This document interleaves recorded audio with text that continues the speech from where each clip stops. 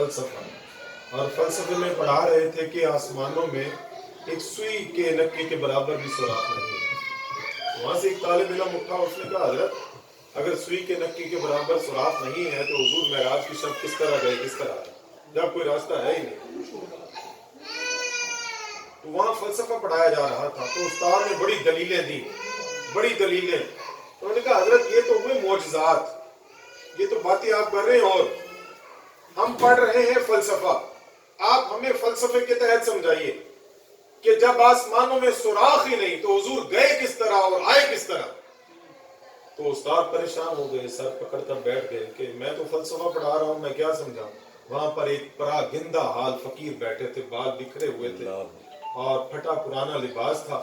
انہوں نے وہ جلال میں آ گئے۔ جب بار بار اس طالب علم نے کہا نا کہ استاذ آپ بتائیے کہ سوراخ جب ہے ہی نہیں آسمانوں میں، حضور گئے کیسے، آئے کیسے، تو وہ فقیر جو تھے وہ جلال میں آ گئے۔ انہوں نے اپنی لاٹھی اٹھائی اور دہلی کی جامع مسجد کی جو دیوار ہے وہ 1 میٹر سے بھی موٹی ہے، انہوں نے لاٹھی اٹھائی اور دیوار کی طرف اشارہ کیا، دیوار پھٹ گئی۔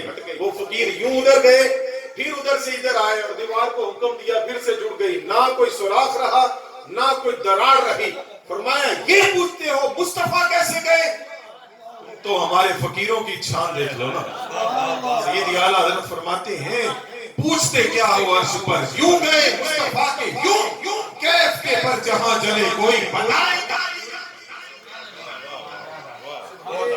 وہاں معجزہ ہوتا ہی وہ ہے، معجزہ ہوتا ہی وہ ہے جہاں عقل انسانی عاجز آ جائے، وہی معجزہ ہوتا ہے۔ اور ایک اور بھی تھوڑا سا میرے بھی علم میں اضافہ ہو جائے گا، ہم بھی کچھ سیکھ لیں گے۔ ایک ارحاس ہوتا ہے، ارحاس جو ہوتا ہے وہ بھی نبی سے ہی جو ہے ظاہر ہوتا ہے، ارحاس بھی۔ مگر ارحاس میں اور معجزے میں فرق یہ ہے کہ ارحاس جو ہوتا ہے وہ نبی کے ظاہری طور پر اعلان نبوت سے پہلے جو ایسے واقعات رونما ہوں ان کو ارحاس کہتے ہیں۔ جس طرح پیارے آقا کریم صلی اللہ علیہ وآلہ وسلم اعلان نبوت سے قبل جب آپ چلا کرتے تھے تو آپ کے سر پر بادل سایہ کر کے پتھر کلمہ پڑھتے تھے، شجر و حجر آپ پر درود و سلام دیتے تھے، ان کو ارحاس کہیں گے۔ اور جو حضور کی ظاہری اعلان نبوت کے بعد جو ایسے واقعات رونما ہوں جن پر عقل انسانی عاجز آ جائے، انگلیوں سے پانی بہ جانا، تو اس طرح کے جو واقعات ہوں گے ان کو ہم معجزہ کہیں گے۔